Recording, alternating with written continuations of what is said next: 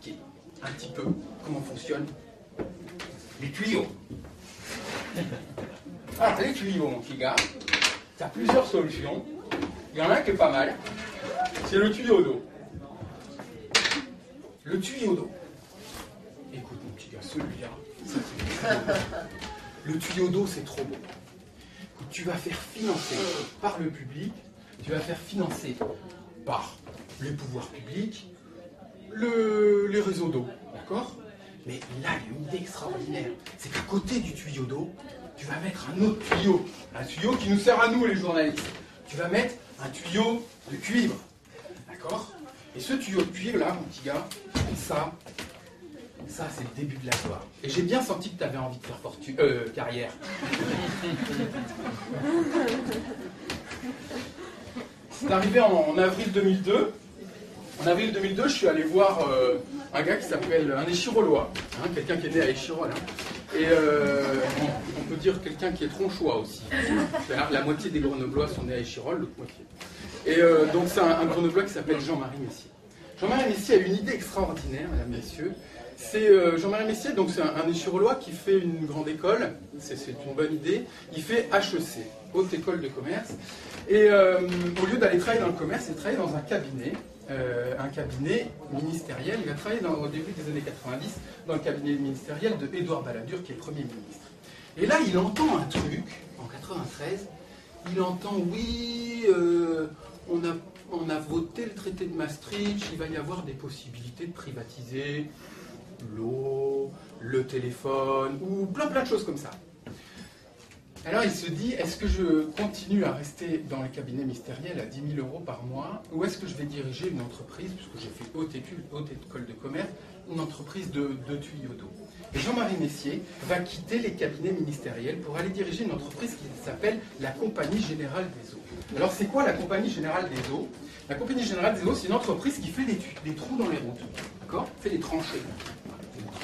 Elle pose un tuyau d'eau, elle rebouche les trous.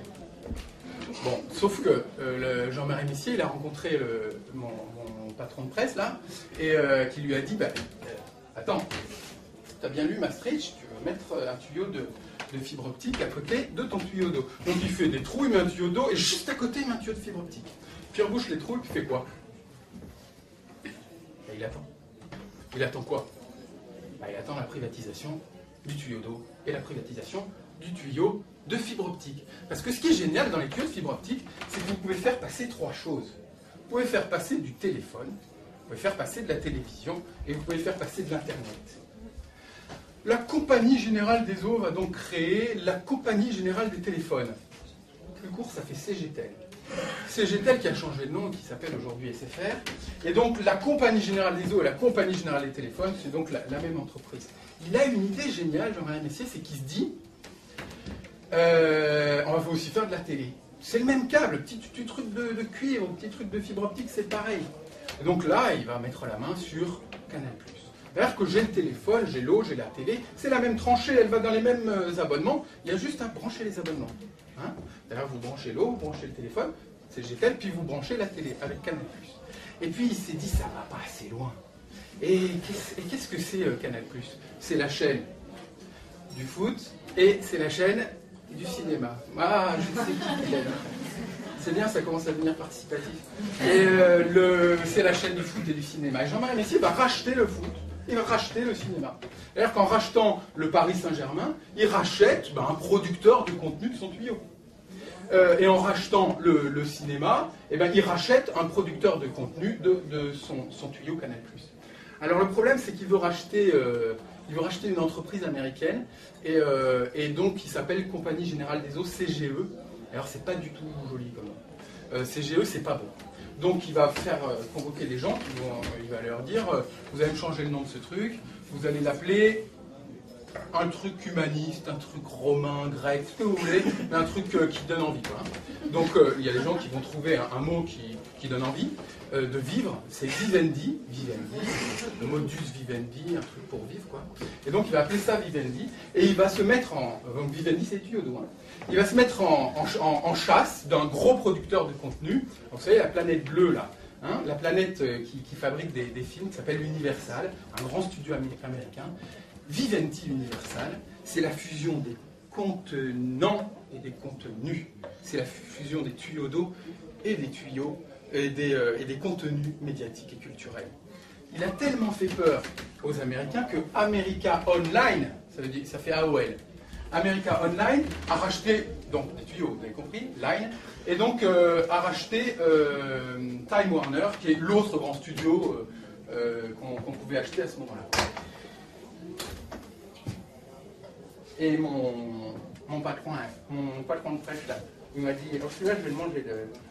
Il m'a dit, je sens bien que tu es un peu réticent, mon petit gars. T'as l'air de pas trop avoir les moyens.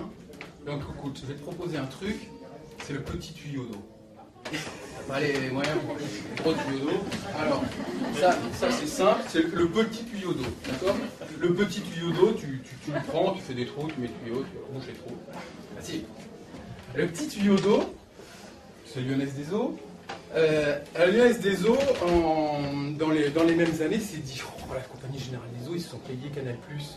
Nous aussi, je veux Canal+, moi. Ben, c'est déjà pris. Eh bien, on va prendre M6. La Lyonnaise des Eaux, c'est allié à Suez. Suez, c'est pratique. Hein. Ça fait Zeus à l'envers, ça fait déjà Dieu grec, Dieu romain.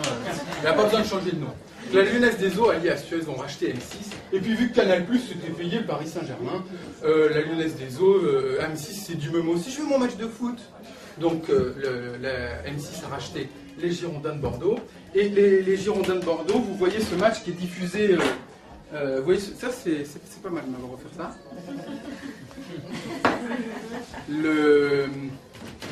Les matchs, ils sont diffusés sur une chaîne qui s'appelle W9. Donc ça, celui qui a trouvé ce nom, il est très très fort. J'espère qu'il a pris plein d'argent, parce que W9, c'est M6 à l'envers. Et alors là, si on ne nous prend pas pour des cons, moi, ça me suffisait pas. Et là, il m'a dit, bon, t'as pas l'air des mélos.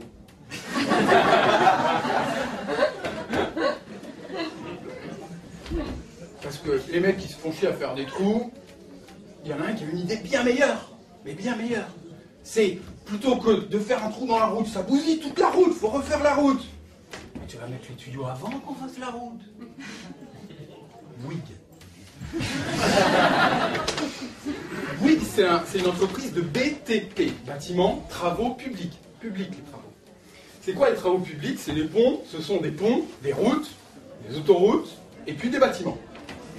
Et bien, plutôt que de se faire chier à faire des trous dans les routes et à les reboucher, et bien Bouygues, il met des tuyaux avant de faire la route. Et il fait payer la route aux gens qui ont besoin de faire des routes, hein. C'est les collectivités territoriales et l'État. Donc il va mettre les tuyaux de fibre optique, les tuyaux de cuivre, les tuyaux d'eau, les tuyaux de ce qu'il a envie sous les autoroutes et dans les maisons. Comme ça, vu qu'il construit du bâtiment en travaux publics, et ben il a déjà les tuyaux. Et ouais, parce que Jean-Marie Messier, il y a les années 90, Francis Bouygues, il a compris à la fin des années 80 que quand on avait la main sur les réseaux, par exemple comme les routes, la route c'est un gros tuyau, hein. C'est un gros tuyau pour faire passer plein de bagnoles, mais aussi on peut mettre des tuyaux dessous. Et ben il va racheter quoi? Vous vous souvenez, hein, télé, internet, téléphone. La télé c'est TF1 en 1987. Le téléphone, c'est Bouygues Télécom dès qu'on peut, c'est-à-dire dès que c'est privatisé. Et l'internet, c'est Bouygues TF1. Francis Bouygues et puis Martin Bouygues aujourd'hui. Je ne peux pas m'empêcher de m'arrêter 2 instants sur TF1. Le premier instant sur TF1, c'est l'explication de cette fameuse phrase « le temps de cerveau disponible » qu'a dit un patron de TF1. Il a dit « moi je vends du temps de cerveau disponible ». Mais en même temps, ça dit ce que c'est. En même temps, c'est pas tout à fait simple à comprendre le temps de cerveau disponible. Alors 2 choses sur le temps de cerveau disponible. La première, c'est que vous savez que TF1, c'est une chaîne gratuite. Hein. C'est une chaîne qui est financée uniquement par la publicité. Et pour financer une chaîne par la publicité, il faut faire des programmes qui amènent du monde. Parce que le prix de la publicité qui précède le programme est calé sur le nombre de gens qui regardent le programme. Sauf qu'il faut savoir combien il y a de gens qui regardent le programme. D'accord ? Pour savoir ça, les entreprises de médias se sont dotées d'une entreprise d'évaluation qui s'appelle Médiamétrie. Et donc d'ailleurs, l'évaluateur appartient à l'évalué. Hein. Et Médiamétrie, c'est une boîte qui pose des boîtiers dans 2000 foyers en France. Il y a 2000 foyers en France qui sont secrets, qui ont un petit boîtier, et sur la télécommande, on peut mettre le nombre de personnes qu'il y a, leur âge et tout, puis on rentre ça, puis ça fait une statistique. On multiplie par 60 millions d'habitants, parce que tout le monde peut regarder la télé à n'importe quel âge, et donc ça fait une statistique en millions de téléspectateurs. Alors 6 millions de téléspectateurs pour Joséphine Ange Gardien, eh ben, ça fait à peu près 50 000 € les 30 secondes des 15 pubs qui précèdent pour financer un film à 1 million d'euros. Donc ça, c'est le modèle économique de TF1. Eh bien, figurez-vous qu'ils ont trouvé un moyen de confirmer Médiamétrie, qui dit qu'il y a 6 757 322 personnes, hein, puisque c'est ça les chiffres de Médiamétrie. Ils ont trouvé un moyen extraordinaire. Et ils sont propriétaires des tuyaux, hein, vous vous souvenez? En France, à la coupure pub de Joséphine Ange Gardien, 6 millions de téléspectateurs le jeudi soir. Il y a 6 millions de personnes qui vont pisser. Donc il y a personne qui tire la chasse. Et donc si vous regardez les consommations d'eau en France, vous voyez au moment de la deuxième publicité d'un écran publicitaire d'une série de TF1, vous voyez un pic de consommation d'eau parce qu'il y a 6 millions de personnes qui appuient sur la chasse. Et d'ailleurs, la publicité est légèrement plus forte pour qu'on entende de la pub quand on est aux toilettes. D'ailleurs, la première pub de l'écran, c'est la plus chère parce qu'on n'a pas eu le temps de se lever. La deuxième pub, c'est la moins chère parce qu'on est déjà en train de marcher aux toilettes et on pense qu'il y a une chose, c'est d'aller aux toilettes. Et puis après, vous avez la troisième pub qui est un peu plus chère. Et puis, il y a celle qu'on a eu le temps de retenir pour ne pas louper le début de la publicité. Ça, c'était la première chose qui concerne la question du temps de cerveau disponible.